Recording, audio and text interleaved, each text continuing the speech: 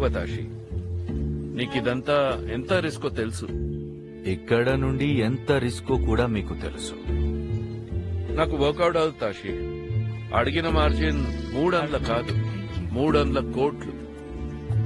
నువ్వు ఆలోచించి నాకు ఫోన్ చేయి. నేను కొద్దిసేపు స్విమ్ చేస్తా.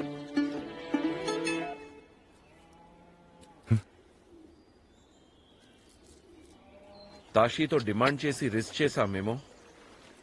బెంగాల్లో వాడిని కొట్టేవాడు లేడు. ఇండియాలో బెంగాల్ ఒక్కటే లేదు.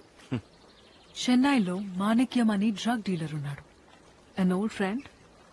ఫిల్మ్ ఇండస్ట్రీలో మంచి కాంటాక్ట్స్ ఉన్నాయి. Call him